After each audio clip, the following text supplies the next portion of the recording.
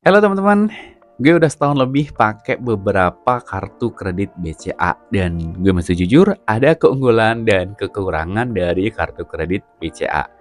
Gue sebagai informasi punya semua jenis kartu yang tergolong middle ke top tiernya ya, mulai dari yang Singapore Airlines sampai BCA Visa Black Card. Untuk pengajuan setiap kartu-kartu ini gue akan review di video selanjutnya. Nah, di video ini khusus gue mau share ke teman-teman apa aja sih keunggulan dari salah satu kartu yang lumayan sering gue pakai untuk perjalanan dinas, yaitu Singapore Airlines Krisflyer Infinite. Buat yang belum tahu, sebenarnya kartu kredit yang berafiliasi dengan airlines itu banyak ya. Dari bank-bank di Indonesia juga banyak yang rilis kartu apalagi di bulan Agustus September yang biasanya sering ada kayak travel fair, itu ada kartu debit Mandiri, Garuda itu juga ada, sama Garuda BNI Card lah dari BNI-nya. Ini juga salah satu poin pertama kenapa teman-teman yang sering jalan-jalan atau mungkin karena perjalanan dinas mesti coba ngumpulin miles dari kartu-kartu ini. Gue sendiri make Garuda dan ngumpulin milesnya. Jadi kemarin gue terbang ke Bali, pakai miles PP itu nggak bayar pulang pergi. Malah bisa upgrade ke kelas bisnis, cuman 900 ribuan aja. Nah, setelah perjalanan selesai, dapat miles lagi pula. Jadi milesnya tuh numpuk lagi, kayak berasa muter-muter aja di situ. Dan setiap kali gue nambah miles, semakin banyak chance gue ataupun semakin banyak kesempatan gue buat unlock beberapa benefit termasuk terbang gratis kayak kemarin itu tadi. Miles yang dikumpulin menggunakan kartu-kartu co-brand kayak gini biasanya gede-gede sih. Untuk Singapore Airlines yang gue pegang sekarang keuntungannya kurang lebih kayak gini. Pertama, setiap menggunakan kartu ini tergolong jenisnya ya. Itu ada Visa Signature, ada Visa Infinite, ada Visa PPS Club. Itu bakal dapetin miles. Bedanya di Visa Signature, teman-teman perlu ngabisin ya 13.500-an buat dapetin 1 miles. Sedangkan kalau PPS Club-nya yang paling tinggi nih, cukup ngabisin kurang lebih Rp5.000, hampir setengahnya buat dapetin 1 miles. Nah, kalau pakai membership like KrisFlyer langsung, meskipun jumlah miles diakumulasiin dengan setiap penerbangan ya, contoh Surabaya Singapura bisa dapetin kira-kira 856 miles kurang lebih ya. Tapi kalau pakai kartu kredit Singapore Airlines KrisFlyer BCA ini bakal lebih dapat banyak kurang lebih 1000-an miles.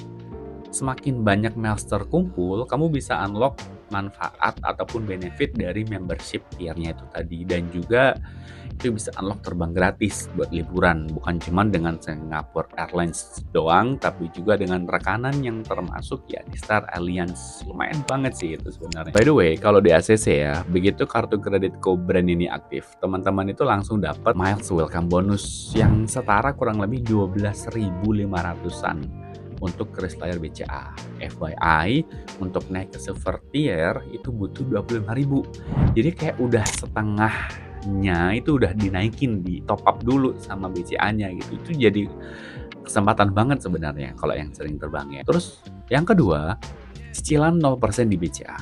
Kalau teman-teman yang masih ragu menggunakan cicilan 0%, mending dicoba dulu deh. Karena menurut gue pribadi, kita ngabisin duit 4.500.000 ya buat terbang pulang pergi Singapura Surabaya. Itu masih tergolong mahal. Tapi kalau kita bayar 1.500.000 untuk 3 bulan, kecil ya, itu bisa jadi hemat. Kita nggak ngabisin uang sebanyak itu langsung, tapi kita bayar cicil plus dapat miles lagi karena menggunakan kartunya itu tadi. Dan juga harganya sih masih sama alias 0% sepanjang kita bayar 3 bulan. Tapi ini contoh ya, karena teman-teman mesti aware kalau 100%-nya ini ada syaratnya. Biasanya dicicil di rentan waktu 6 sampai 12 bulan, tapi tetap menurut gue ini hemat. Yang ketiga, asuransi perjalanan. Kalau teman-teman pakai kartu ini buat beli tiket pesawat ataupun angkutan lainnya lah, sepanjang perjalanan itu bakal ke-cover sama asuransi BCA. Ini yang jarang orang tahu, karena nilai pertanggungannya juga nggak kecil. Malah bisa sampai 1 miliar, gue cantumin di sini. Yang pasti, emang syarat dan ketentuan berlaku. Tapi mohon maaf ya, dengan asuransi ini tuh bikin segala yang mungkin terjadi, yang bisa jadi kendala kita pas lagi liburan, malah jadi agak tenang. Selama gue pakai kartu ini, itu yang gue rasain. Pengalaman gue ngumpulin miles itu jadi lebih cepat.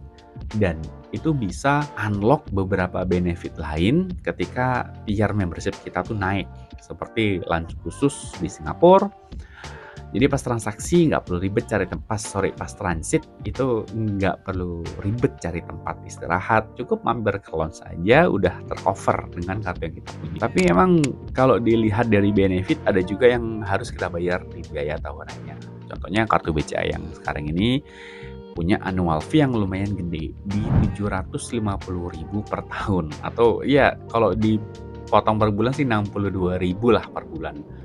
Sebenarnya juga itu tergantung dari perspektif kita dan pola kita mengatur keuangan itu tadi. Kalau menurut gue pribadi, ini masih tergolong oke kalau menimbang semua benefit yang tadi gue jelasin di atas tadi ya. Dan menurut teman-teman, benefit itu tadi worth it nggak? Atau teman-teman juga make kartu co-brand lainnya? Share pengalaman kalian di bawah. Thank you udah nonton sampai akhir. Gue bakal review Black Card BCA sambil trip gue di video selanjutnya. Thanks and take care.